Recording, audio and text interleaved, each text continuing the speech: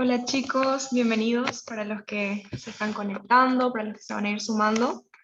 Eh, Queremos agradecer a Helen que nos está acompañando hoy, también a todos los que se pueden sumar. Esto igual se está grabando para, para más adelante.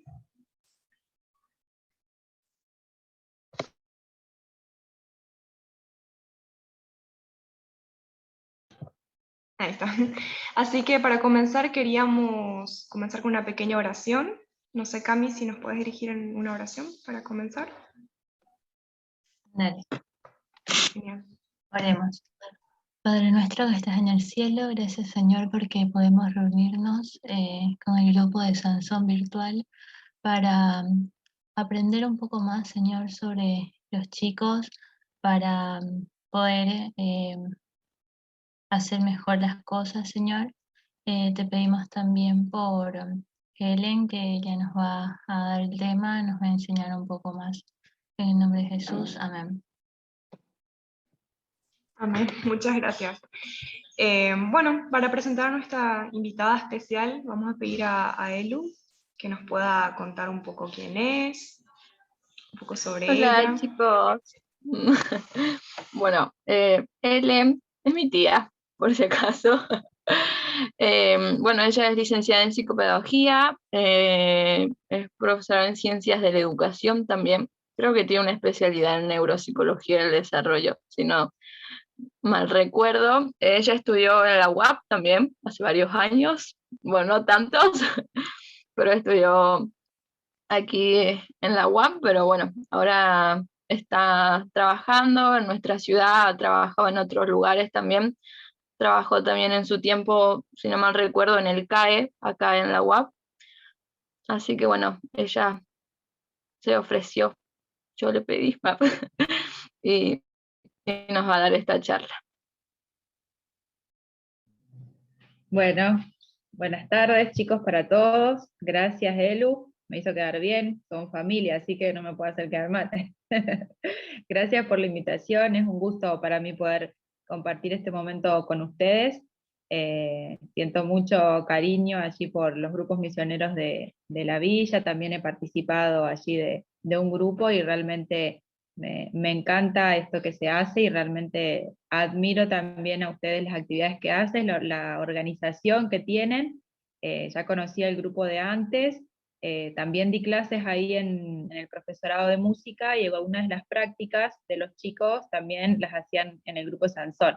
Así que conozco el grupo, sé lo bien organizados que están y las cosas lindas que hacen con los chicos, así que felicitaciones. Como dijo Elu, soy psicopedagoga, también soy profesora en ciencias de la educación, y uno de mis primeros trabajos fue con un niño con síndrome de Down, y de allí es como que empezó mi admiración y fascinación por el trabajo con personas con alguna discapacidad. Me gradué en el 2015, pero desde el 2014 que trabajé con integraciones escolares, que ustedes seguramente ya conocen de este trabajo y probablemente algunos de sus niños o de sus chicos que están ahí en el grupo tienen alguna maestra integradora en el colegio, así que ya saben de qué se trata. Y después fui haciendo varias cosas también, tratamiento con chicos con autismo, también con síndrome de Down, así que hace tiempo que estoy trabajando con ellos, también he hecho un poco de coordinación pedagógica por el profesorado, pero bueno, me encanta este trabajo de la psicopedagogía clínica y el tratamiento con niños con alguna discapacidad, es realmente muy lindo y seguramente ustedes también disfrutan trabajar con los chicos. Eh, un poco la idea de empezar era mostrándoles el concepto. Si bien es un concepto que ha mutado durante varios años, ahí gracias chicas por compartir el PowerPoint, yo estoy con un celular, mi compu anda un poco lenta, así que le pedí a las chicas que me compartan el PowerPoint. Y quería empezar con el concepto justamente porque ha mutado, como les dije, hace muchos años los conceptos eran un poco diferentes y quizás cómo se trabajaba o cómo se veía a una persona con una discapacidad era muy diferente a lo que hoy conocemos o el trato que se le brinda hoy a nivel Estado y también nosotros, las personas que vivimos en sociedad. Antes, hace muchos, muchos años, las personas que tenían alguna dificultad, alguna discapacidad, ya sea física, mental, muchas veces se las veía como una consecuencia de un pecado malo de sus familias o que habían hecho algo mal, y después esos conceptos fueron como dejándose un poco de lado y se entendieron un poco mejor lo que pasaba en el cuerpo o en la mente de las personas.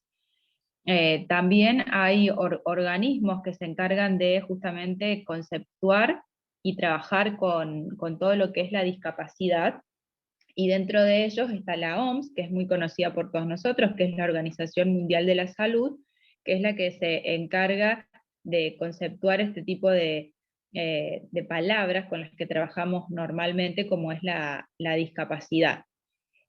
Antes, en la siguiente diapositiva, les quería mostrar como dos organizaciones que han trabajado con este concepto. Bueno, ahí tienen la definición actual. Si ustedes buscan en internet, esa es la definición actual que la OMS propone para lo que sería una discapacidad. Estas palabras que ustedes ven ahí, deficiencias, limitaciones o restricciones en la participación, son un poco las palabras que se trabajan en todas las definiciones que quizás van a encontrar en internet por diferentes organizaciones, psicólogos, psiquiatras, neurólogos, lo que sea. Son las palabras como claves con las que se trabaja con la definición de discapacidad en sí. En la siguiente diapositiva, un poco les quiero mostrar cómo mutó, que les decía recién, el concepto.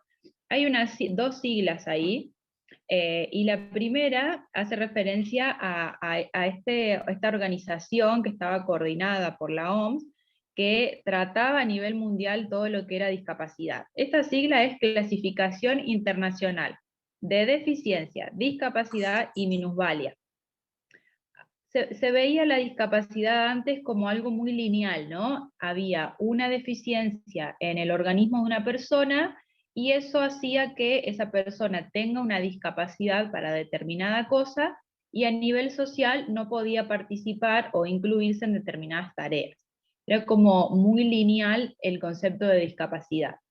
Luego con el tiempo, y que es lo que actualmente, la organización que actualmente maneja todo lo que es discapacidad, que es la CIF, que es Clasificación Internacional del Funcionamiento de la Discapacidad y Salud, se empezaron a entender y a ver otra interacción en lo que es la discapacidad, no tan lineal como era antes, sino que se empezó a entender este concepto como algo un poco más complejo, ¿no? Como les mostré recién en las definiciones de la OMS, dice un fenómeno complejo, y realmente es un fenómeno complejo, porque no es simplemente algo matemático o algo lógico, sino que es una interacción entre lo que le pasa a una persona en su cuerpo y la sociedad en la que vive, las características de la sociedad en la que vive. Entonces, eso es a nivel actual cómo se maneja el concepto de discapacidad. Es un fenómeno complejo, realmente, porque muchas veces ustedes quizás ven dos personas con un mismo síndrome o con un mismo trastorno, pero esas dos personas son muy diferentes. Entonces, aunque tengan las mismas características propias del síndrome, del trastorno, de la discapacidad, las personas son diferentes en sí, de acuerdo a sus características personales. Y en base a esto les quería mencionar también, estos son algunos datos que me parecen interesantes e importantes para que ustedes lo sepan. Probablemente ustedes, bueno, sé que lo estudia psicología, pero no sé qué estudia el resto, pero es importante que estemos al tanto de cuáles son las leyes o cuál es el marco legal que manejamos acá en Argentina. Hay dos leyes importantes que tratan con la discapacidad. Una es la 22.431, que es la que se sanciona primero, asegurando y garantizando para las personas con alguna discapacidad un sistema de protección integral para las personas. Todo lo que ellas necesitaran, ya sea alimentación, vivienda, algún elemento, por si tenían alguna discapacidad física. Y luego esta otra ley, que es la 24.901, que es la ley que garantiza que todas las obras sociales tienen la obligación de brindarle a las personas con alguna discapacidad todos los servicios que esta persona necesite, ¿sí? Esto se da a través de un certificado único de discapacidad que ustedes probablemente ya conocen y ya saben cómo funciona y cómo se tramita. Una persona que tiene este certificado y tiene una obra social puede acceder a los servicios que los profesionales le sugieran, por lo general un neurólogo o un psiquiatra, o un neurólogo infantil, un psiquiatra infantil o un pediatra. De acuerdo a lo que los profesionales sugieren, los padres de la persona van a la obra social y tramitan estos profesionales. Y después, toda la burocracia que eso implica. Pero cada persona con un certificado único de discapacidad tiene asegurado los servicios que esa persona necesita. Seguramente los chicos con los que ustedes trabajan, quizás la mayoría lo tenga, y eso le permite el acceso a los profesionales que ellos necesitan. Ahora sí nos vamos a meter un poquito más a nivel general, y si surgen algunas preguntas o algunas dudas, abran su micrófono y pregunten. Yo, como estoy del celu, no los puedo ver a todos, así que no voy a ver si alguno levanta la mano. Así que si alguno tiene alguna pregunta, abre el micrófono y hágalo directamente. Vamos a pasar ahora a lo que sería el trato con las personas con discapacidad. También esto del trato ha ido cambiando con el tiempo, ¿no? Antes las personas, recuerdo por ahí mi abuela que me solía contar cuando había algún niño en el barrio, en el vecindario, que veían que no era normal, entre comillas, ¿no?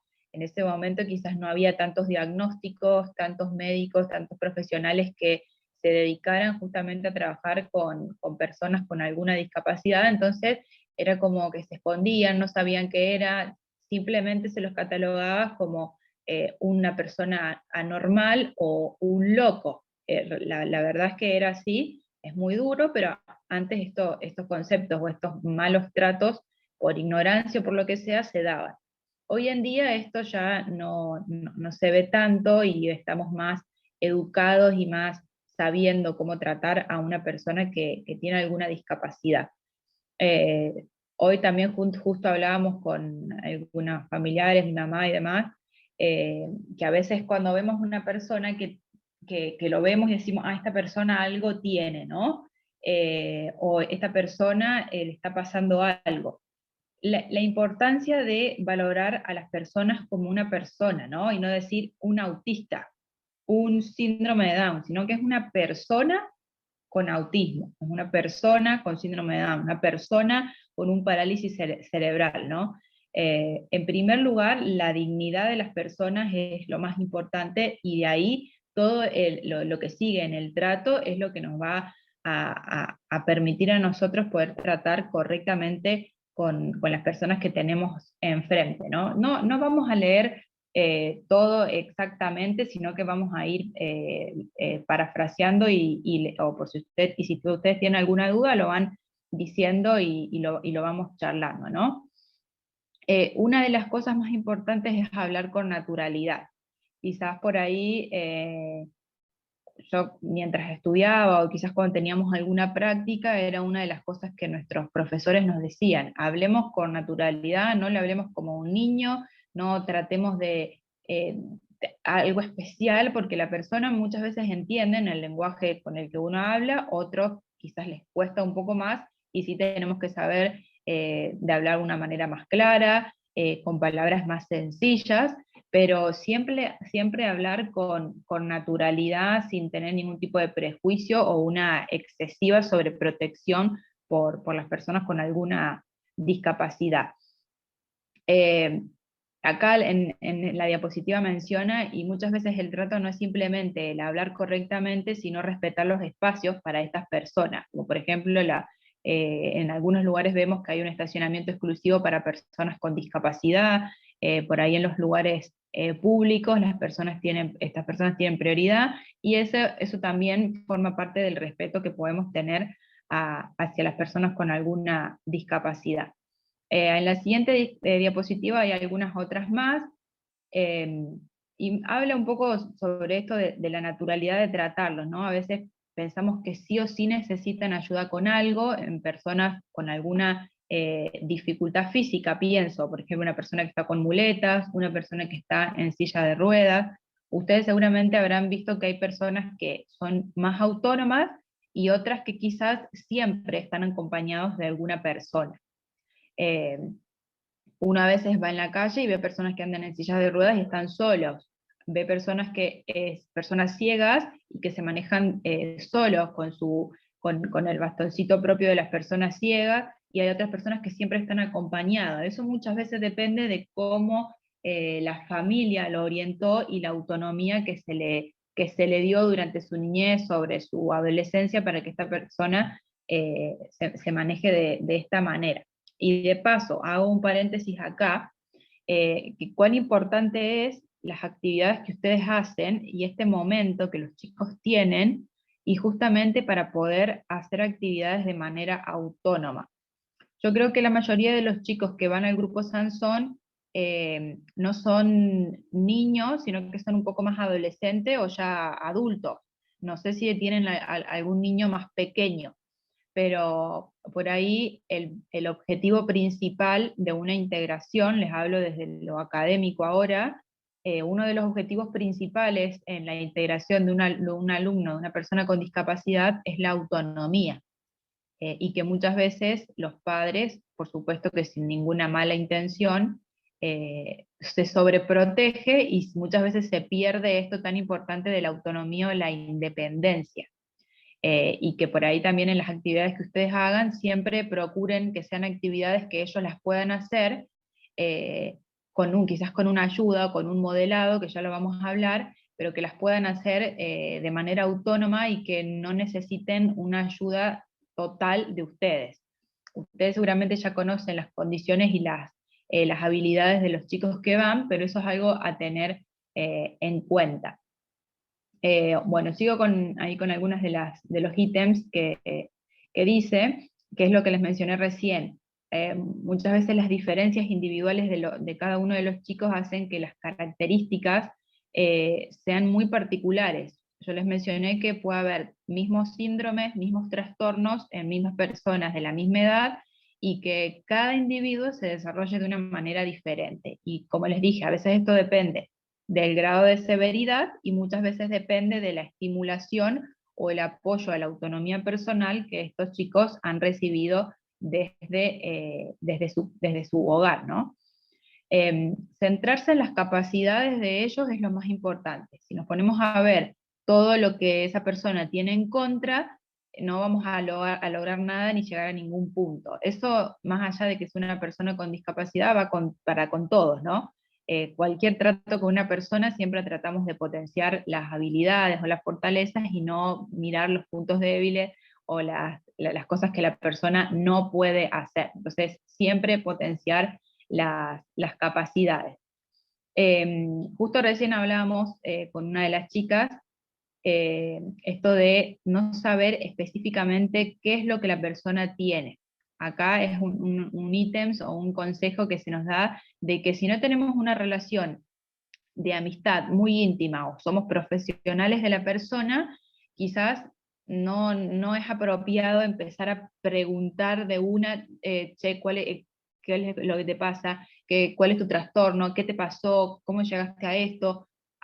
A veces la persona con la que se acompaña nos puede contar, pero muchas veces si no tenemos una relación de mucha confianza, entrar en este tema, si la persona no lo saca ella misma, quizás deberíamos evitarlo, ¿no?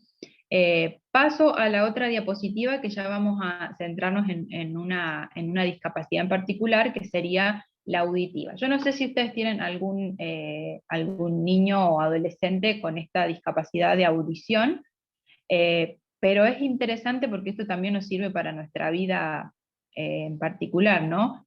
Recuerdo que cuando era adolescente en la escuela donde iba, nuestro profesor de educación física nos hacía ir a un lugar donde había chicos con diferentes discapacidades, y algunos de ellos nosotros les decíamos sordos mudos, y que es muy común este concepto, y es un concepto que deberíamos sacar de nuestro diccionario mental, porque bueno, no se dice así, la persona aunque no escuche no significa que sea muda.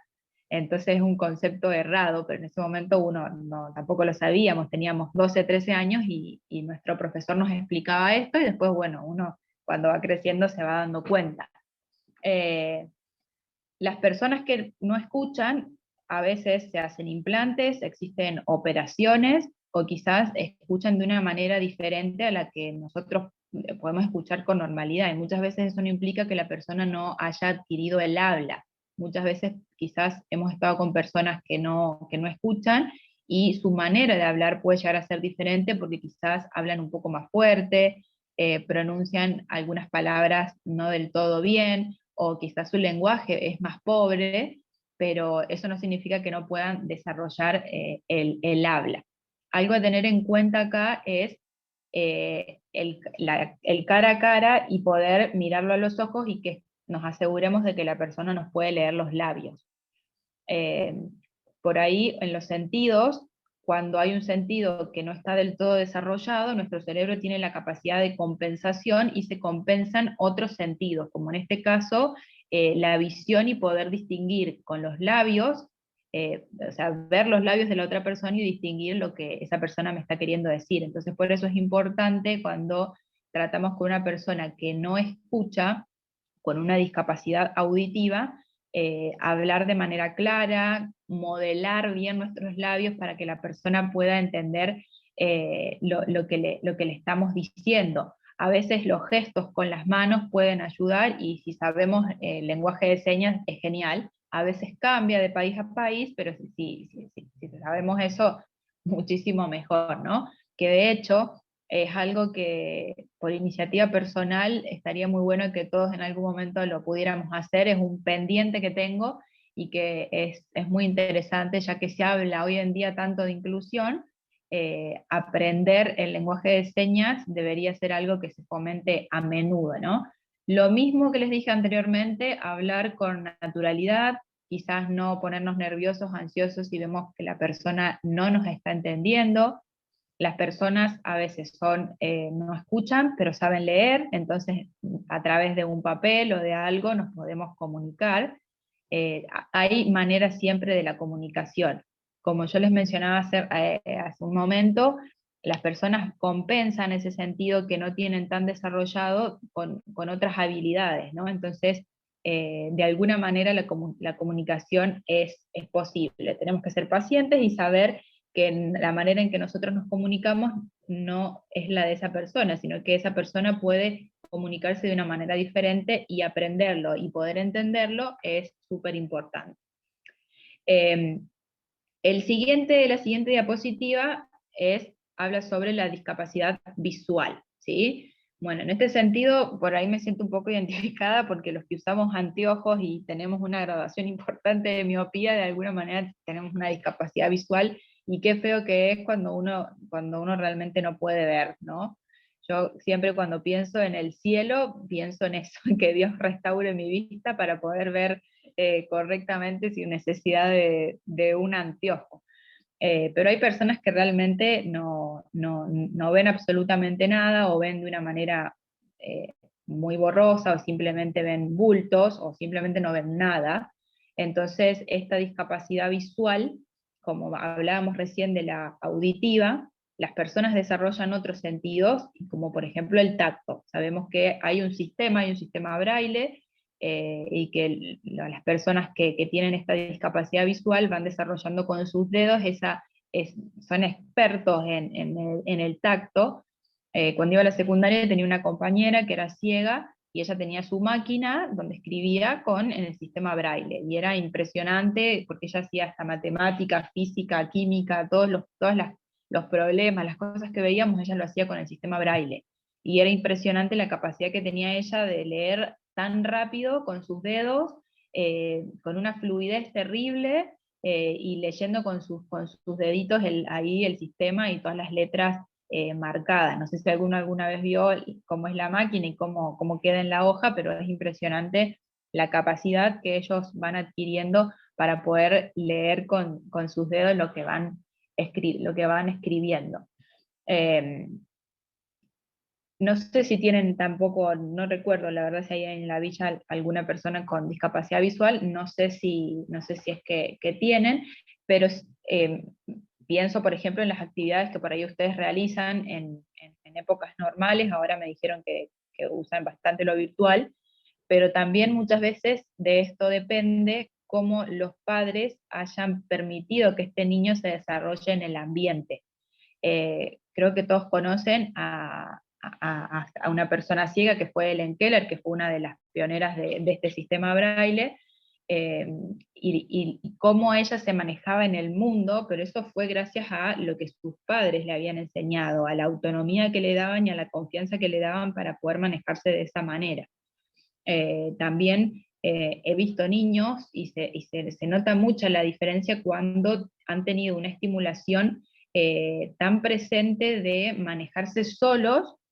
Es impresionante cómo ellos lo hacen sin tener miedo, lo hacen tan libre, y de lo contrario algunos otros niños que no han tenido esa misma estimulación y que les cuesta muchísimo más salir a una plaza, salir al patio, estar en un colegio, jugar con sus compañeros. Y son cosas que las pueden adquirir, pero como les mencioné recién, depende muchísimo de la estimulación que ellos tengan. Mantener un ambiente y un entorno ordenado y que en lo posible no cambie tanto es lo ideal cuando hay alguna persona con discapacidad visual. Quizás estar siempre en un mismo lugar, que cuando él ingrese se le presente de manera audible cómo está ordenado el lugar donde está, qué cosas tiene a su derecha, qué cosas tiene a su izquierda, cuál es la distancia desde donde está él hacia un posible objeto, qué es lo que tiene que hacer, si hay escaleras, si hay rampas. O sea, todo esto tenemos que tenerlo en cuenta cuando trabajamos con una persona con alguna discapacidad visual. Paso a la siguiente diapositiva en cómo tratar a personas con trastorno mental. Esta discapacidad del trastorno mental también es algo que ha ido madurando mucho en los últimos tiempos, donde estas personas son más entendidas, se entiende realmente lo que pasa. ¿Cuántas veces he escuchado, quizás en ambientes cristianos, que cómo puede ser que una persona padezca de depresión? ¿O cómo puede ser que una persona cristiana padezca de una bipolaridad? Y simplemente falta quizás de conocimiento, porque nadie está inmune a que una enfermedad mental o un trastorno mental nos pueda llegar, ¿no? Nuestra mente es impresionante el poder que tiene, muchas veces también hay cargas genéticas y uno tiene mayor predisposición a adquirir algún tipo de trastorno mental, y por supuesto que estas personas tienen los mismos derechos que todos y tenemos que ser totalmente cálidos en el trato que tenemos para ellos. Una de las cosas que más sufre una persona que padece un trastorno mental es el estigma, ¿no? Que es la estigmatización que la sociedad hace sobre ellos. Por eso, cuán importante es que cuidemos nuestras palabras, nuestro vocabulario, cuando quizás hablamos con amigos, con cualquier persona, de mencionar alguna palabra despectiva o algo que puede ser ofensivo para una persona, porque quizás tiene algún familiar, o muchas veces los trastornos mentales son silenciosos. ¿Cuántas veces hemos escuchado de alguna persona que se suicidó y que uno dice, ¿cómo puede ser? Nunca me lo imaginé que podía llegar a tomar esa decisión. Entonces, cuán importante es el trato que tenemos con todas las personas cuando nos referimos a este tipo de trastorno mental. Acá entra una lista larguísima, y quizás los chicos de psicología conocen un poco más, porque hay un manual donde se describen con todos los criterios los trastornos mentales que se puede generar en una persona. Es una lista larga, y que es importante que también las conozcamos y que sepamos cómo tratarlo. Una de las mayores cosas justamente es esto de la estigmatización, que es lo que la persona que está con algún trastorno mental es lo que más sufre, es lo que más le cuesta afrontar, es lo que más cuesta es pedir ayuda, por justamente todos los prejuicios sociales que hay en nuestra sociedad. Muchas veces estos tratos injustos son los que anulan a esta persona y hacen o que se potencie el trastorno, o que la persona vea menos puertas abiertas para poder salir adelante. En el trato en sí, si tenemos alguna persona, si ustedes tienen alguna persona que está con algún trastorno mental, es importante que la comunicación sea clara. Evitar confusiones, evitar algún tipo de nerviosismo o algo que le pueda generar a esa persona, una ansiedad o una situación de estrés. Uno de los consejos básicos que se da siempre cuando una persona sufre de algún trastorno mental es que se mantenga emocionalmente estable. Es lo más difícil, lógico, pero si ya le cuesta a la persona mantenerse estable, si se somete a un lugar donde justamente se le potencia esta inestabilidad, no es nada bueno. Entonces, justamente tener un ambiente cálido, un ambiente donde la persona quizás no tenga desafíos que la puedan hacer poner ansiosa o estresada, es lo que deberíamos tener en cuenta.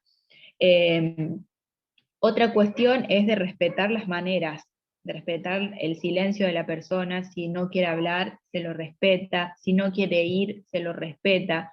Si quizás lo quiere hacer de otra manera, también es bueno que seamos flexibles en estas situaciones, porque quizás lo que nosotros estamos planteando para nosotros está bueno, o para nosotros quizás puede ayudar, pero esa persona quizás lo recibe de una manera diferente. Entonces, respetar y conocer, escuchar a la otra persona es súper importante, y por supuesto, evitar juzgar lo que la persona está sintiendo, ¿sí? Vamos a la siguiente diapositiva, y que quizás esta a mí me hace pensar un poco más, y creo que en la mayoría quizás de los síndromes o trastornos, la discapacidad intelectual está bastante relacionada. Hay muchos síndromes que uno escucha que afectan al sistema nervioso central, por eso puse ahí en la diapositiva arriba, no me quería olvidar de esto. O por ahí escuchamos a los padres que nos mencionan sí, y le afecta el sistema nervioso central. Bueno, ¿qué es el sistema nervioso central? El sistema nervioso central es básicamente todo nuestro cerebro. Es el cerebro, es el cerebelo y el tronco, digamos, esta parte de atrás. El cerebro es lo que hace que vivamos, es lo que hace que nos podamos mover, es lo que hace que podamos pensar, que podamos planificar, organizarnos, memorizar, planificar una tarea para mañana, planificar cómo voy a estudiar, entender lo que me está diciendo una persona, la percepción que tengo de las cosas, poder emitir un juicio correcto, mi personalidad, básicamente. O sea, es lo que nos diferencia del resto de los seres vivos, ¿no? Y la discapacidad intelectual es justamente esto, cuando la persona tiene una alteración en la mayoría de las habilidades mentales. Yo trabajo con varios alumnos que tengo pacientes, perdón, que tienen un certificado único de discapacidad porque se les ha diagnosticado antes en el manual, en el DSM-4 era retraso mental, y hoy se le dice discapacidad intelectual. Eso se va determinando en grados de severidad, puede ser leve, moderado, más severo. Se pacta un CI, todavía se trabaja con esto de la inteligencia, aunque hoy en día haya otras maneras de tratarlo dentro de la neuropsicología, pero todavía se trabaja con un porcentaje del CI que a partir de 70 para abajo se lo considera que hay una discapacidad intelectual, y para arriba es como normal, entre comillas. Entonces, cuando hablamos con una persona con una discapacidad intelectual, muchas veces lo que pasa es que hablamos con un adolescente de 15 años y por ahí su capacidad intelectual es de una persona de menor edad. Esto no quiere decir que con cualquier persona que sepamos que tiene una discapacidad intelectual le vamos a hablar como un nene, le vamos a hablar como si fuera un niñito que no entiende, ¿no? Es importante que sepamos y que trabajemos con lo que la persona puede hacer, porque también si le damos una actividad que supera lo que la persona puede desarrollar o ejecutar, por supuesto que se le va a generar una frustración. Entonces tenemos que tener en cuenta y adaptarnos a las capacidades y a las fortalezas que esta persona tenga. Tenemos que usar un lenguaje claro, sencillo. Por lo general, cuando hay una alteración en todo el sistema nervioso central, la capacidad de abstracción está limitada. Entonces, las preguntas, las actividades, las consignas, las guías prácticas que hagamos tienen que ser claras, al punto, y que la persona lo pueda hacer de manera autónoma.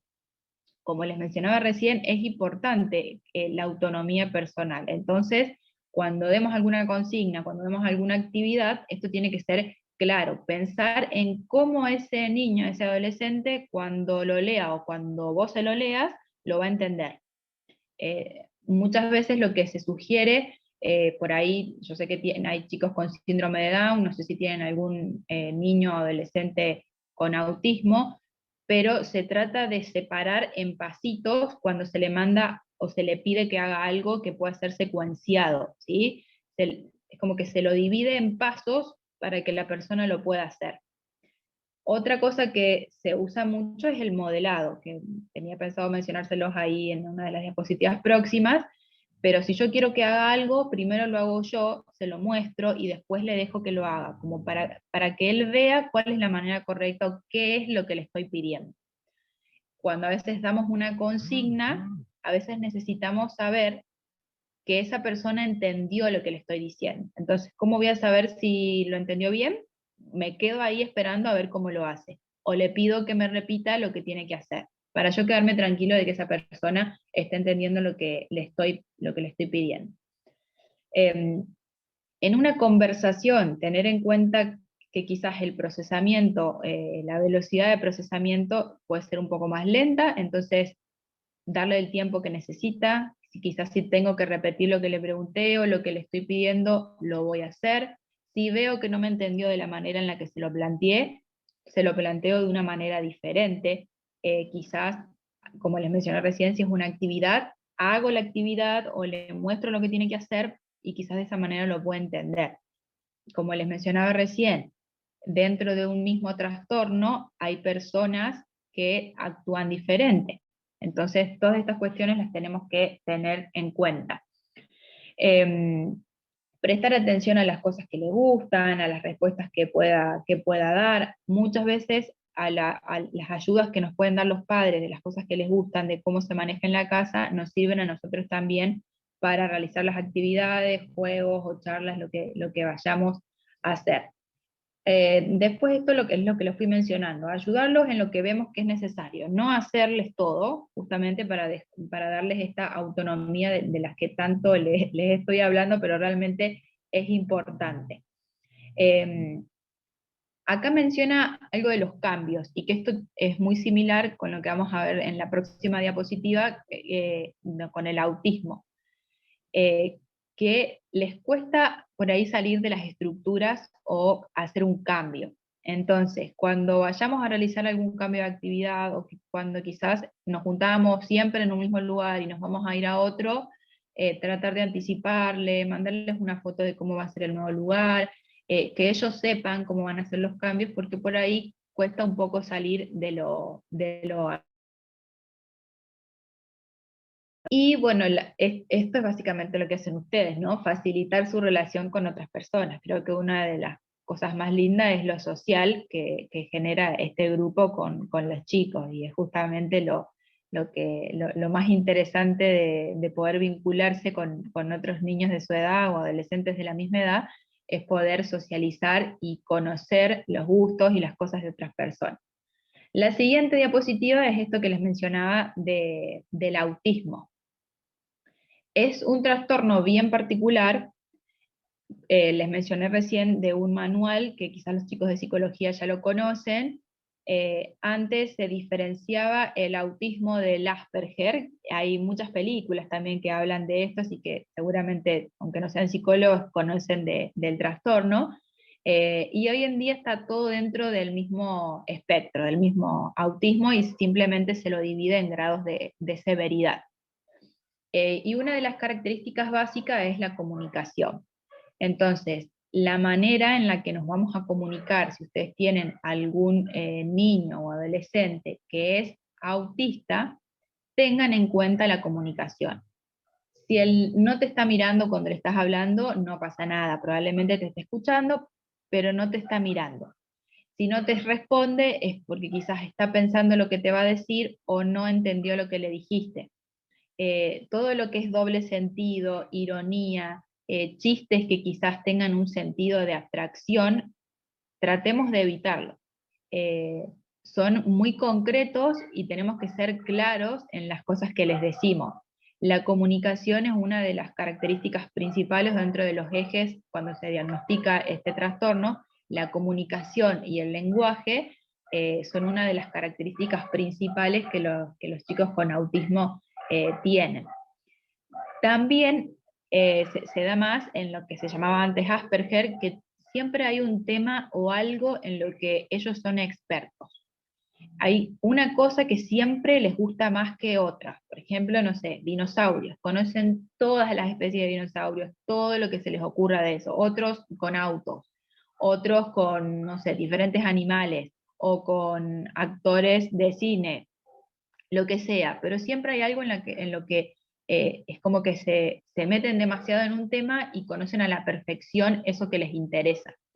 Entonces, saber cuáles son sus gustos o disgustos es sumamente importante, porque muchas veces estos disgustos, que son estas cosas que no les gustan, desembocan quizás en una conducta no muy buena, ¿no? Que se le dicen conductas desadaptativas. No sé si alguna vez les pasó que algún niño quizás tuvo alguna crisis o alguna situación complicada, pero muchas veces esto pasa cuando hay algo que no les gusta y ellos no saben expresarlo. Esto a tener en cuenta entonces con los chicos que tienen autismo. Esto de las frases que dice la siguiente diapositiva, que también habla sobre el autismo en la próxima diapositiva, es interesante y es esto que les mencionaba de poder dividir las actividades que se le presentan en pasitos. No los agobiemos con preguntas o con indicaciones. Tratemos de ir diciendo de a una pregunta o de a una consigna por vez, porque a veces pasa que los atosigamos de información y les cuesta procesar y al final no van a terminar haciendo nada. Entonces tengamos en cuenta, porque quizás por ahí ustedes dan una consigna en general. Yo sé que el trabajo que ustedes hacen es muy personalizado, entonces tengamos en cuenta al que quizás le va a dar una indicación a una persona con autismo o con Asperger, que las preguntas o las consignas sean claras. Si son varias consignas, primero hace una vez que la terminó se le da la otra. Como les dije, dentro de un mismo trastorno hay diferentes características según cada persona. Entonces quizás hay chicos que están mucho más estimulados, que lo pueden hacer perfectamente, y a otros que les va a costar un poquito más, ¿no? Esto ya les mencioné, y vamos a pasar a la otra diapositiva sobre alguna discapacidad física. Esto lo vamos a pasar un poco más rápido porque ya lo hemos estado hablando. No recuerdo tampoco si tienen ustedes algún niño o adolescente que quizás tenga alguna discapacidad física y que esto no implica una discapacidad intelectual. Muchas veces es una discapacidad física, puede ser que quizás no pueda caminar, o que quizás la movilidad con los brazos o las piernas, o alguna otra discapacidad física, y no tiene nada que ver con lo cognitivo en sí.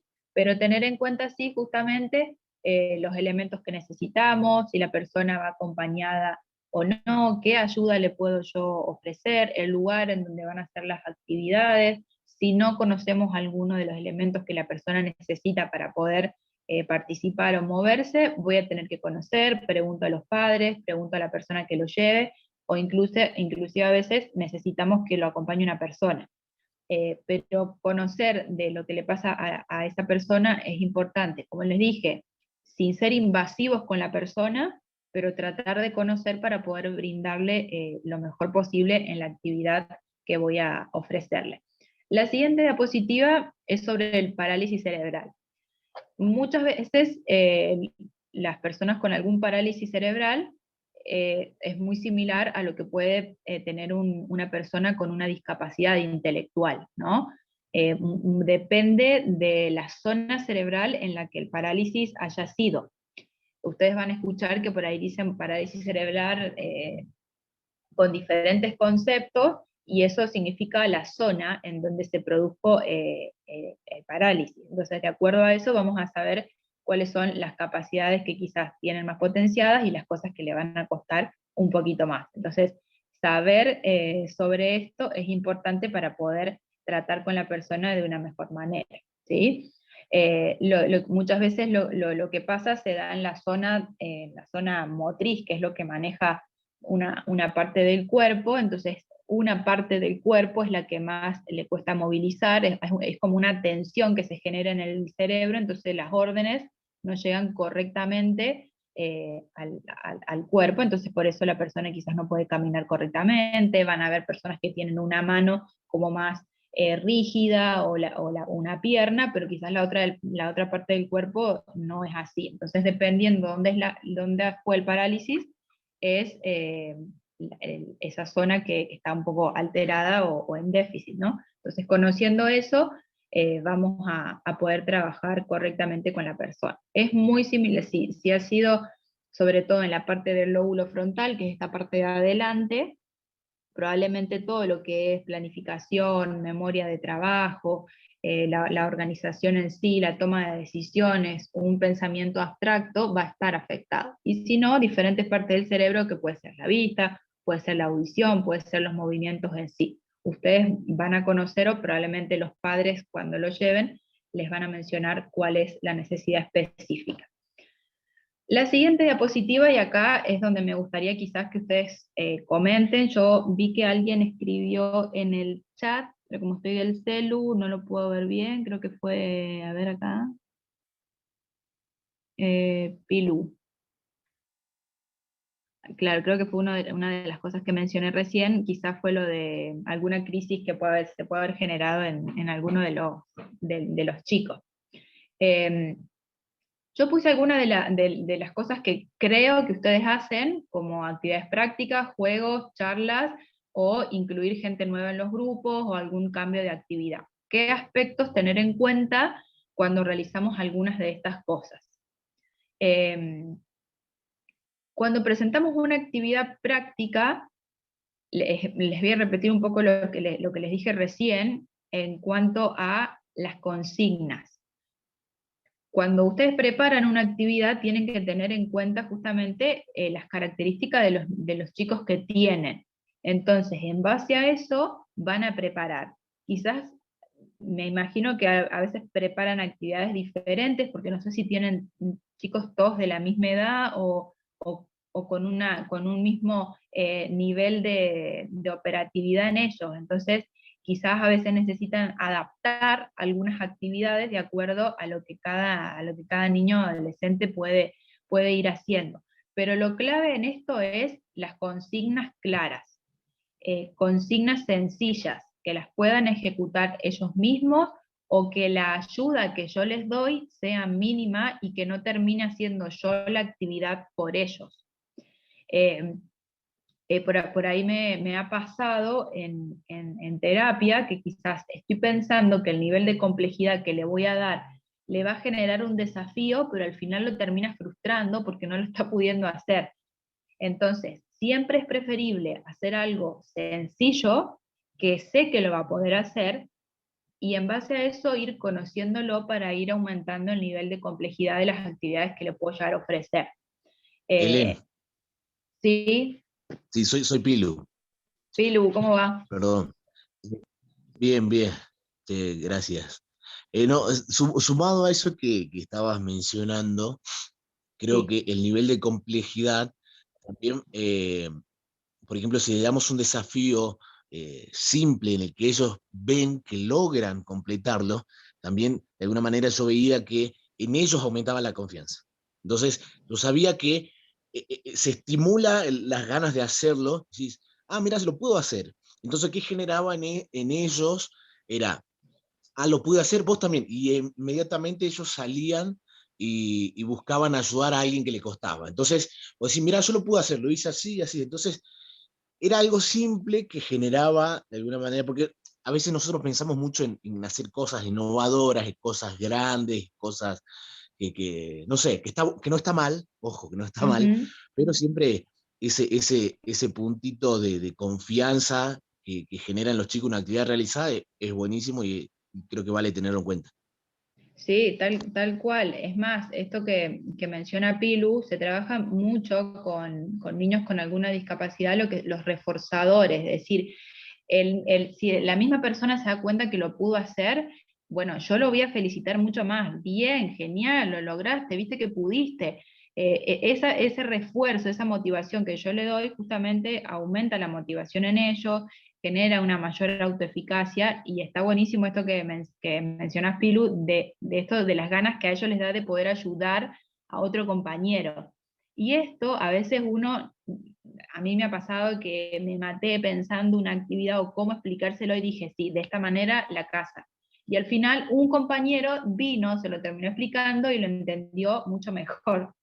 Entonces, esto de la comunicación entre ellos y de poder facilitar el relacionamiento entre ellos es sumamente importante para el aprendizaje entre ellos, ¿no? Entonces creo que está buenísimo esto de las actividades que generamos y que sean claras, sencillas, podemos innovar, pero siempre y cuando sea posible el desafío realizarlo para ellos, ¿no? Con los juegos ocurre algo muy interesante. Les cuento una anécdota que me pasó también en un grupo misionero ahí en la villa. Nosotros íbamos con un grupo de amigos y de chicos ahí de la universidad, íbamos a un orfanato en Viale. Eran todos varones de diferentes edades, desde 6 años hasta 14, hasta esa edad podían estar ahí en el hogar. Y un día para el Día del Niño, hicimos una actividad súper linda, además, íbamos a hacer juegos. Entonces llevamos diferentes juegos competitivos, es decir, o sea, había 2 equipos y uno iba a ganar, el que lograba ganaba, había premios, todo. La cuestión es que se armó un lío porque se agarraron a piñas entre ellos, fue terrible, o sea, nosotros habíamos planeado algo y salió todo mal. Pero ¿qué cuestión no tuvimos en cuenta nosotros? Nosotros, se ríe Pilo, pero fue así, nosotros pensamos esos juegos, son los típicos juegos que hacemos en los camporí, en los campamentos, para los chicos de aventureros, para los conquis, y no pensamos en el factor de que ellos no controlaban la ira, no podían controlar sus impulsos, la mayoría venía de hogares violentos donde habían sido golpeados, no tuvimos en cuenta eso. Entonces, esos juegos de competencia para ese entorno no funcionó y no funciona. Entonces, conocer el grupo de chicos que tengo, conocer si una actividad competitiva o que genere en ellos ansiedad o nerviosismo va a frustrar o va a hacer caer todo lo otro que logré quizás con una actividad práctica, no va a tener sentido hacerlo. Entonces, con los juegos tenemos que ser precavidos también y conocer el grupo de chicos que tengo. Si voy a generar algo negativo con ese juego, finalmente se va a desvirtuar el objetivo del juego, no lo hagamos.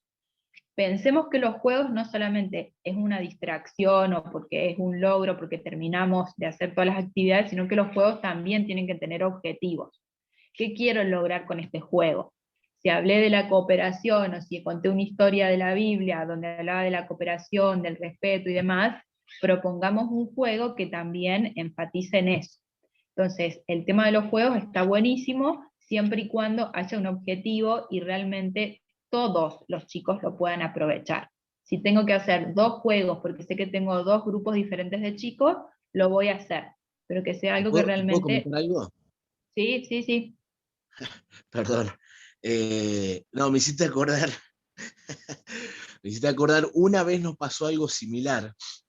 Por ahí, para los que no saben, un año hicimos una actividad donde invitamos a chicos de... Espera que voy a ver si puedo prender mi cámara porque... Ahí está. ¿Se me ve? Estoy medio... Ahí está. Sí, se acá, te ve. voy a decir acá. Una vez invitamos a unos chicos que vinieron a hacer una actividad de una escuela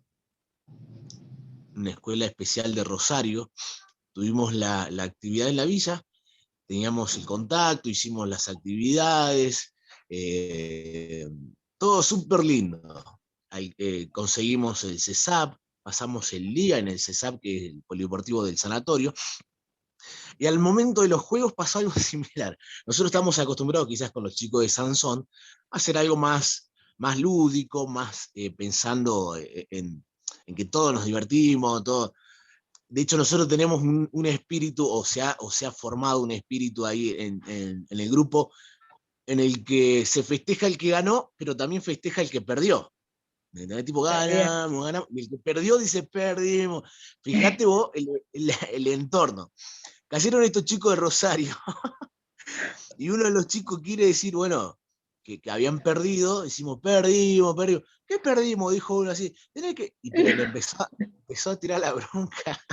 Claro, y a veces pasa, viste, que uno está tan entusiasmado o está tan encacado con algo que es algo natural para nosotros, que para ellos Sí, no. Y claro. normalmente, en cualquier niño, en cualquier persona, somos muy Sí, competitivos. No te voy a decir quién sí. soy, pero no nos gusta perder. Entonces creo No, que de alguna manera también incentivar eso, como vos decías, y me gustó ese detalle que vos decías, puntos claros, decís, bueno, podés ganar, podés perder, pero siempre con algo preciso, una actividad, decís, bueno, acá nosotros tenemos que lograr esto. ¿Lo logramos? No. Bueno, ahí está el resultado. Entonces, creo que eso también es claro. Y un detalle para decir, no está mal. Y había algo que pasaba mucho en Sansón, y que a veces pasa con los chicos discapacitados, es que están acostumbrados a la lástima, la gente le tiene lástima, y dice, oh, déjalo ganar. No sé, una actividad, les cuento ahí, una actividad, hacíamos unos penales con los chicos ahí en la canchita del hogar, y todo el mundo era, el nene pateaba para acá, él se tiraba para el otro lado, y lo dejaban ganar. Le digo, pero atajale el penal. ¿En serio? Sí, atajale, porque si no es fácil, se aburre. Entonces era claro. dejarle penal y mostrarle que se tiene que esforzar el doble para lograr ese objetivo. Algo simple, ¿no? Pero con la idea Sí, precisa de que todo en la vida es así. Entonces, sí. y yo veía que ellos se esforzaban y después le hacían el gol sin que el profe se haya dejado, y vos decís, viste que se puede también. Entonces son detalles que Sí. también nos sirven a la hora de hacer las actividades.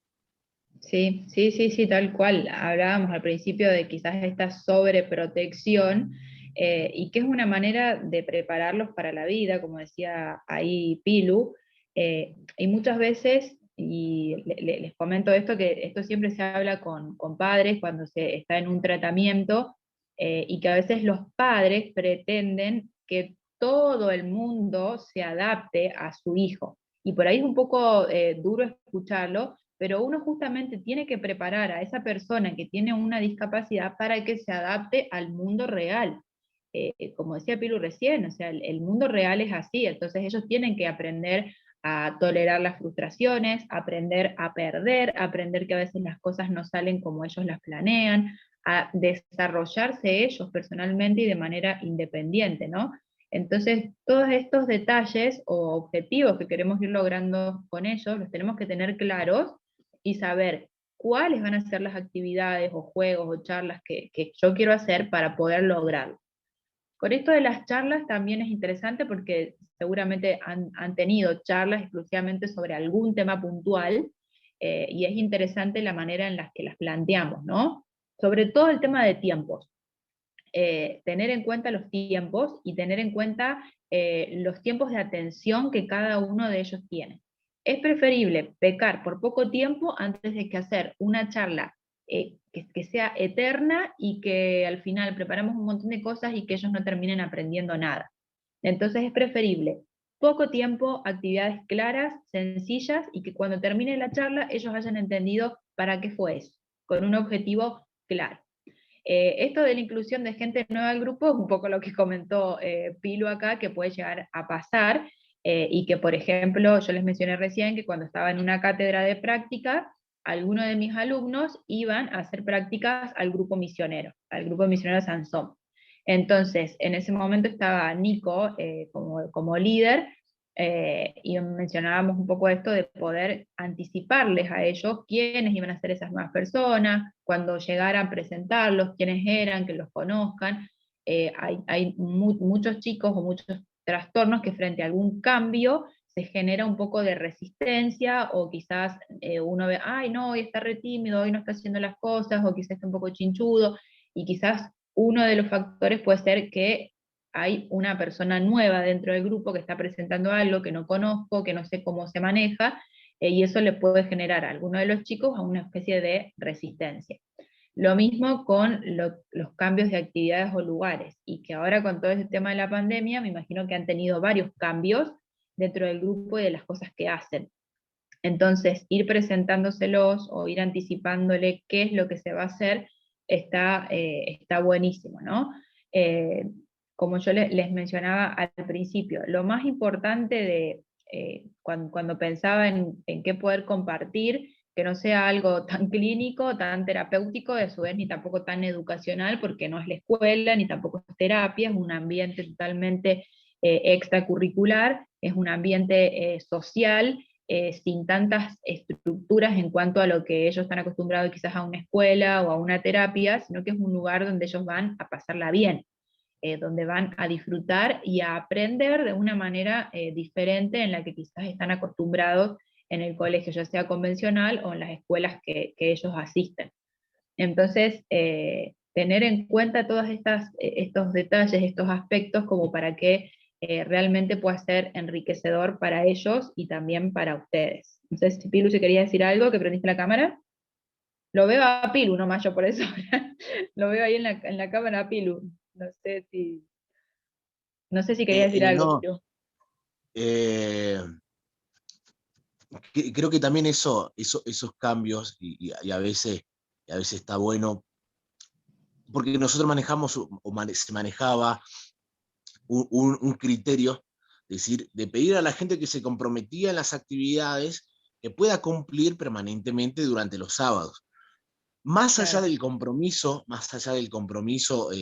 que hay de persona a persona, sino por los chicos, porque el chico nunca genera ese lazo o ese vínculo de confianza con el profe, y siempre pasa de que van a los mismos chicos que ya conocen. Entonces Claro.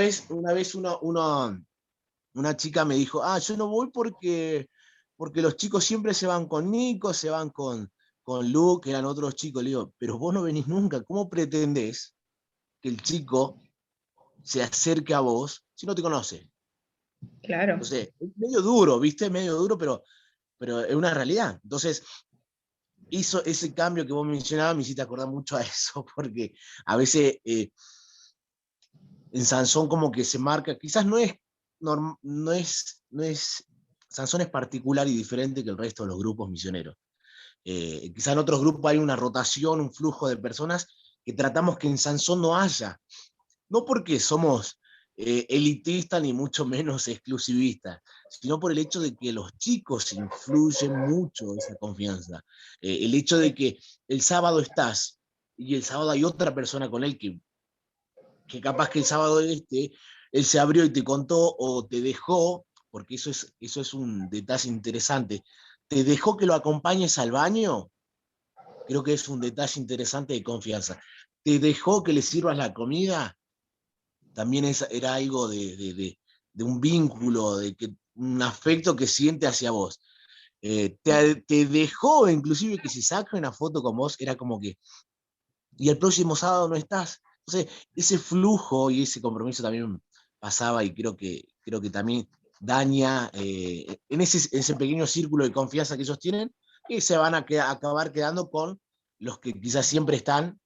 La idea es que Sí. puedan relacionarse con otros también, ¿viste? Claro, sí, Que sí, sí. justamente es algo que, disculpa, que siempre pasa, como dijo Pilu, y sigue pasando, y ahora es por ahí un inconveniente que tenemos con el tema de la pandemia, que no podemos hacer actividades todos los sábados presenciales, o por ahí no pueden asistir los mismos chicos todos los sábados a las visitas. Entonces, por ahí no se genera ese aspecto, esa relación de confianza que estaban diciendo como en otros años. Pero por ahí si Sí. los ven, no sé si es lo mismo, ahorita es mi pregunta por ahí, cuando los ven en las pantallas, por ahí todos los sábados, en los videos, si es que de alguna manera igual pueden tener algún tipo de relación o ir conociendo a los chicos de igual manera. Claro, y yo creo que es como dice Pilu, porque la relación o el vínculo quizás no se van a olvidar, pero se van a seguir acordando de los que han estado siempre. O sea, quizás si entró una persona nueva y solo se ha presentado de manera virtual, es difícil que el niño quizás tenga confianza, o que si lo ve después de manera presencial se acerque. El tema de los vínculos es algo muy fuerte en ellos, y es una cuestión, ¿vieron cuando hablamos de hay química? Bueno, yo he tenido pacientes que se les ha puesto una maestra integradora y no iba y no hubo caso y no se podían vincular, y se la cambió y generaron una confianza que era increíble. Entonces el tema de los vínculos para ellos es muy importante. Es más, la lealtad, la sinceridad, el compromiso que ellos generan con las personas que realmente se dan cuenta que tienen un afecto por ellos es increíble. O sea, los chicos con alguna discapacidad son las personas más leales que existen, porque no hay un pensamiento de especulación como quizás en el resto de las relaciones que uno puede llegar a especular, bueno, voy a hacer esto, me dijo esto, le voy a hacer... No, son las personas más leales que existen. Entonces, es un compromiso, como decía Pilu, ¿no? El asistir y comprometerme con este grupo, y voy a ir todos los sábados, voy a cumplir con las actividades, me voy a apartar este momento exclusivo para el grupo. Creo que también es una manera del respeto por los chicos con algún tipo de discapacidad, porque ellos realmente todo lo que hacen, lo hacen con sinceridad. No hay ningún tipo de doble sentido o de especulación por detrás, ¿no? Entonces, el compromiso que cada persona adquiere cuando ingresa al grupo, creo que es muy importante, y es lo que también va a mantener la motivación de los chicos, ¿no? Y que creo que es lo que los motiva a ellos, y el motorcito que los mueve a poder asistir todos los sábados, o pedirle a los papás que los lleven todos los sábados al grupo, ¿no? Entonces creo que es sumamente importante lo del compromiso y la manera en la que nos vinculamos con ellos. No sé si quizás hay alguna otra pregunta, alguna sugerencia, lo que sea.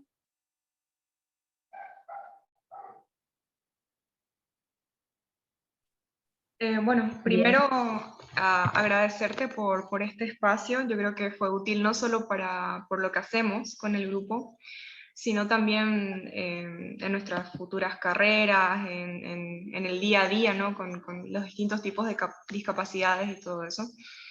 Y la pregunta que tenía era algo sobre algo que habíamos estado hablando también, que es cuando el contexto, ¿no? Las familias, cuando los padres por ahí pueden ser algo sobreprotectores, cómo podríamos invitar o, no sé, insistir de una manera con contacto para las familias, para poder integrarlos en nuestras actividades. Bien. Dentro de las escuelas se utiliza mucho esto de las escuelas para padres. No sé si alguna vez escucharon, en la educación adventista esto es muy común, escuela para padres o talleres para padres, pero se trabaja mucho desde este aspecto, y creo que es la única manera para poder vincularse con el padre y poder proponerle algo diferente para sus hijos, ¿no? El padre que tiene hijos con una discapacidad es lo más difícil de trabajar. Muchas veces con los chicos no tenemos ningún problema, y lo más difícil es trabajar con los padres. Una, a veces porque no aceptan lo que les está pasando a sus hijos, y otro de los temas es la sobreprotección. Ocurre en todos los padres que tienen algún niño con discapacidad. Siempre pasa. Entonces, la única manera es la persistencia. Y la otra manera es que ellos vean lo que ustedes hacen, y por ende se genera una motivación o un interés para que su hijo pueda asistir al grupo. En este sentido, yo creo que tiene que haber claridad en ustedes de qué es lo que proponen. ¿Qué le voy a proponer yo al papá en este contexto de pandemia? Tiene que haber una estructura de parte de ustedes en decir, bueno, a ver, hay cosas que ustedes no van a poder controlar, porque capaz mañana, dentro de 10 días, el gobernador de Entre Ríos dice no más nada presencial y chau. Entonces, hay cuestiones que hoy en día en esta situación no las podemos controlar. Pero mientras haya algo que yo pueda controlar y yo pueda tener una estructura, algo que yo le pueda proponer al padre, una planificación, y que ellos vean que es seguro, que su hijo no va a estar pegadito a otro, que quizás ustedes tienen todos los métodos, todas las maneras de cuidarse, bueno, quizás puede ser un puntito más para ustedes para que el padre tenga la confianza de mandar a su hijo. Quizás no va a ser todos los sábados, quizás vaya una vez cada 15 días o una vez al mes, pero yo creo que ustedes tienen que tener claridad en qué es lo que quieren proponer, cuál es la propuesta, cuál es la actividad y de qué manera, y que eso sea constante en el tiempo, porque si yo le propongo un video cada sábado con una actividad práctica, bueno, ese video todos los sábados tiene que estar en el celular del papá para que el padre pueda hacer la actividad con el hijo. Si yo le propongo que cada 15 días vamos a tener, no sé, 5 burbujas de 3 chicos, que eso se cumpla, ¿no? Que haya una propuesta clara para presentar, y después todas estas charlas o talleres para padres con diferentes profesionales, que creo que es un poco la idea de este lema de Aprendiendo junto a Sansón, yo creo que puede ayudar. Hay padres que son muy resistentes. Hay padres que por más que les hagas de todo, le propongas 1000 cosas, le des toda la seguridad del mundo, no lo van a hacer. Y bueno, uno tiene que respetar la decisión de cada papá porque ellos son los tutores de los niños. Pero lo que esté en mis manos de poder proponer y darle la seguridad al padre de las actividades y las cosas que va a hacer su hijo, creo que al menos es el granito que uno puede proponer al padre para que se sienta seguro. Gracias. No sé si alguien más tiene otra pregunta.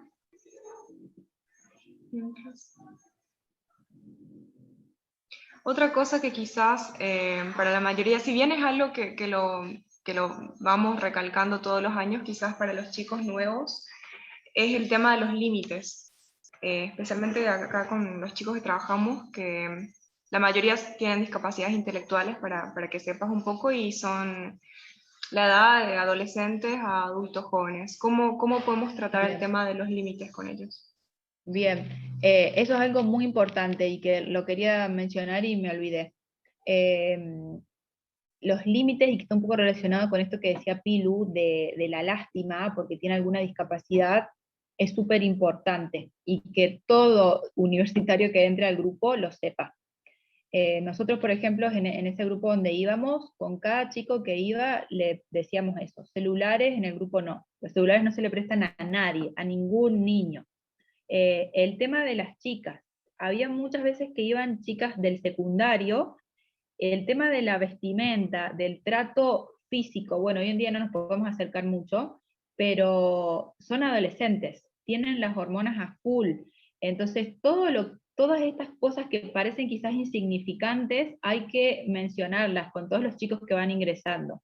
Los límites es una de las cosas que hay que mencionar. En primer lugar, para las actividades, los límites quizás, hay chicos que quizás son un poco más impulsivos, o quizás lo van a hacer en chiste y te van a pegar un chirlo, o te van a tirar el pelo, o te van a pegar un coscacho. Entonces, esos límites, la manera en cómo la decimos. No, mira, Juancito, así no. De esta manera no. Sin levantar la voz, sin ser agresivo, sin ser violentos, pero límites claros. Y quizás muchas veces eso se puede plantear antes de iniciar una actividad, ¿no? Bueno, ¿de qué manera nos vamos a relacionar? Esto se puede, esto no se puede, tengamos en cuenta esto, tengamos en cuenta lo otro. Todo lo que es contacto físico entre sexo femenino y masculino hay que tratar de evitarlo, ¿no? A nosotros muchas veces nos pasó en el grupo que yo les mencionaba, que íbamos al orfanato, que los chicos cuando los saludábamos nos querían, o a veces nos levantaban la mano un poquito más de la cintura, entonces uno, o no, de sos claro, no, y ellos lo entienden, ¿no? Los límites, si son claros, ellos lo entienden. No es que no lo pueden entender, lo entienden perfectamente. Entonces, hay que ponerlo, como se lo ponemos a cualquier otro niño, como nos lo pusieron a nosotros cuando éramos niños, hay que ponerlo de esa manera, siendo claros. Sí, Pilu. No, perdón, sumado a lo que vos estabas diciendo, porque decía, Y ellos se dan cuenta, a ver, ellos son discapacitados, pero son muy vivos, son muy vivos. Y saben con quiénes van a poder hablar, con quiénes van a poder hacer tal cosa. Y este es un detalle porque en Sansón siempre nos pasó y tuvo una particularidad de que el 80% de los profes son mujeres. Claro. Y el grupo de alumnos, vamos a poner así, son varones. Sí. ¿Qué pasaba? Y es un detalle no menor lo que vos acabas de mencionar, el tema de la ropa, el tema de los abrazos.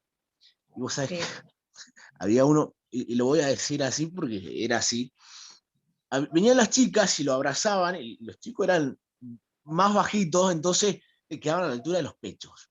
Entonces, Claro, imagínate, con todas las hormonas que tenía, vos decís, sentido tal cual. común, ¿viste?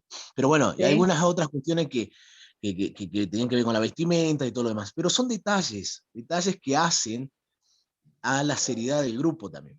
Porque sí, yo siempre considero que el límite lo marca uno.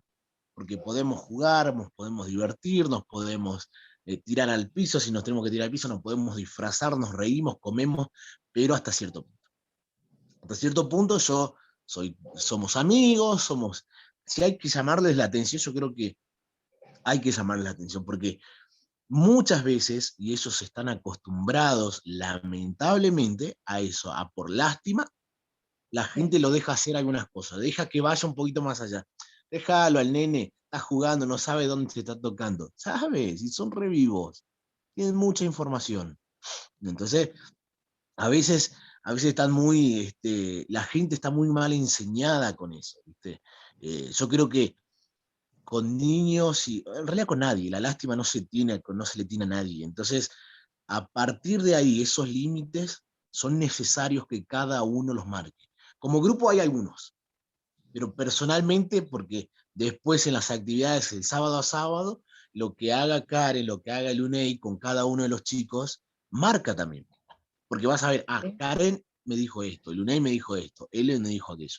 Entonces, siempre claro, pero partiendo de una base, porque ellos van a ir probando, y esta es otra cosa, ¿qué pasa con cualquier niño o adolescente? Si el papá le dice que no, va a ir a buscar a la mamá, tal cual. ¿no? Y eso es algo natural y lo hacemos todos, lo hicimos todos. Y ellos lo Sí, hacen lo mismo, si Pilu le dijo que no, va a ir con Karen. Si Karen le dijo que no, va a ir con el UNEI, tanteando hasta que uno afloje. Entonces siempre claro, los objetivos y los límites bien claros en eso, porque eso habla también de la seriedad del grupo, habla también lo que la gente de afuera ve del grupo, entonces, y la familia sobre todo. La familia sabe que, hasta acá, yo no voy a acompañar como varón nunca a una nena al baño, obviamente, eh, ni mucho menos. Y eso es un detalle también, y ahora lo voy a decir porque creo que es un ejemplo oportuno. Nos ha pasado una vez de que uno de los chicos fue al baño y una compañera, una profe, vio que no se subió bien el cierre. Naturalmente uno dice, subite el cierre, algo así. Entonces, no le salió, y vino y se acercó a mí. Me dijo, che, fulanito tiene el cierre. Entonces eso hizo, porque ella tranquilamente lo podría haber dicho, no te olvides de subirte el cierre, en esta confianza que hay. Pero también hace el vínculo y el respeto que tenemos y lo que queremos transmitir, de género, de edades y de cargos también. Entonces creo que es muy sí. importante. Sí, incluso esto de la educación sexual, por ahí se omite en los chicos con alguna discapacidad. Porque decís, no, bueno, no es necesario, ¿para qué voy a tratar este tema? Pero todo esto que estuvimos mencionando es un aprendizaje para ellos, cómo relacionarse con otras personas, cómo relacionarse un varón con una mujer, cómo él va a tratar a una mujer, qué cosas le va a permitir, qué cosas va a hacer con una mujer. Entonces, todos estos límites que ustedes marquen también nos van a ayudar a ellos. Los límites bien marcados siempre son sanos. Incluso les puedo asegurar que muchos de estos temas quizás en su casa no los hablan. Entonces, que ustedes los puedan tocar, que quizás estas charlas que se hacen, ellos también puedan participar, como les dije, siempre con un formato claro y corto, puntual, sencillo, va a ser importante para ellos. Pero todo tiene que estar claro, como fuimos diciendo, los límites tienen que estar claros. Ellos tienen que saber y tiene que haber un criterio común, como mencionaba Pilu recién. Todos tienen que partir de esa misma base. Después cada uno sabe su espacio y hasta dónde voy a permitir, pero tiene que haber como una especie de estructura o objetivos claros de ustedes en el grupo para decir, bueno, nos manejamos dentro de estos límites en la cancha, ¿no? Estos límites no se pueden pasar, y esto es lo que proponemos. Entonces, yo creo que la claridad y lo que cada uno después va marcando personalmente van a hacer la diferencia, y ellos lo entienden perfectamente, y es así tal cual. Cuando uno no se lo permite, van al otro, y así. Entonces, si hay claridad en el grupo en cuanto a esto, tiene que funcionar bien. Bueno, creo que ya estamos en tiempo. Podríamos seguir conversando de cada uno de estos temas en específico por mucho más, pero bueno, agradecerte nuevamente por el tiempito, agradecer a Elu por el contacto también. Y para terminar, no sé si te gustaría hacer una oración, Helen. Sí, ¿Podemos sí, cerrar sí, esto? sí, oremos entonces. Querido Padre que estás en los cielos, santificado sea tu nombre. Te damos gracias por este día que nos has regalado, gracias por este momento que hemos tenido con el grupo Sansón. Te pido de manera especial por cada uno de ellos, por esta tarea hermosa que ellos hacen ahí en Libertador San Martín, para que tú lo sigas utilizando, Señor. Te pedimos que nos bendigas a nosotros como cristianos para dar un buen ejemplo, para tener un buen trato con todas las personas que nos relacionamos. Quédate con nosotros, con nuestras familias, y que podamos terminar bien este día y comenzar las actividades laborales o académicos de cada uno. Gracias por todo, en el nombre de Jesús, amén. Bueno, muchas gracias. Nuevamente gracias a los chicos por conectarse y nos estamos viendo. Un saludo grande. Chao chicos.